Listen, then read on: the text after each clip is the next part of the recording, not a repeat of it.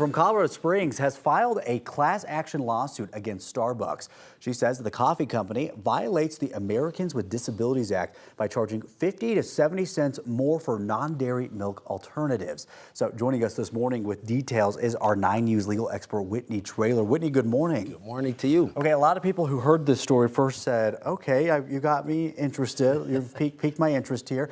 How exactly do these claims fall under disability? Right, that's a great question. So the Americans with Disabilities Act really says they either have a list of disabilities or you can prove a disability by saying that it impairs a major life activity. But here, lactose intolerance is actually listed as a disability. So they sued, or she's suing under the ADA. She just filed the lawsuit, so she's suing under the ADA saying, hey, I have this lactose intolerance. You have to accommodate me. So I have to ask because I feel like we've seen more and more of cases kind of similar to this popping up around. Walk us through some of the other things that we're seeing. Right, there's a bunch of cases where really consumers are going after these corporations. So you have Coke, for example, they own Simply Tropical, and Simply Tropical had these forever chemicals, so they're suing on that. Poppy was recently sued because they didn't have enough prebiotics, even though they were advertising that. Of course, the Starbucks case, this one, there was another one in California essentially arguing the same thing, the non-dairy issue. And then even Cold Stone was sued when people argued in the pistachio ice cream there wasn't real pistachios. So you're seeing these sort of seemingly minor issues where consumers are initiating these federal lawsuits. And I have to ask, because you're seeing, a few of these popping up in headlines, is this kind of becoming a trend now that we can expect to see in the future? I don't know. I think it's a trend on one hand, and on the one hand, you have these corporations, and as consumers, we don't have much power. We can't go in and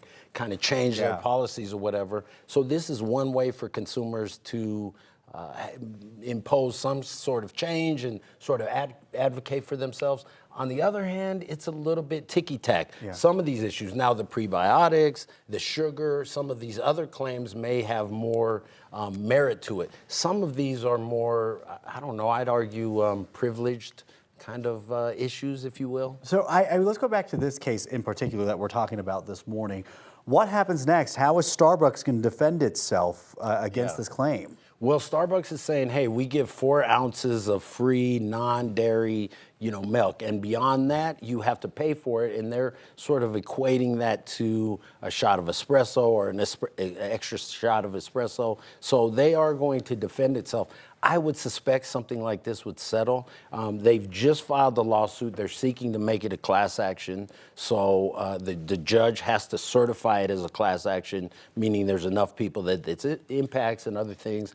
I suspect they would be able to get it into a class action because apparently lactose intolerance affects 50 to 80 million Americans. So there's a lot of people that this could impact. And I have to ask, when you say that you expect, there to be a settlement in this, would that be not just money, but a change at Starbucks? Right. So they're seeking $5 million in damages. I don't know how they get to that number, and maybe they can justify that. But yeah, I suspect that it would also be a change in policy. Although if Starbucks is saying, hey, we give 4 ounces of free non-dairy, but the argument is, well, you give as much dairy as people want. They're not limited to it. So there is an argument saying, hey, we're having to pay more for this issue that we have a medical experience. We can't actually digest this type of milk. So I could see them settling monetarily and possibly changing their policies as well. All right, interesting. Yeah. Well, we'll keep a close eye on that and see what happens there. Whitney, we appreciate you breaking it down. All right, good to be here. Let's get checking.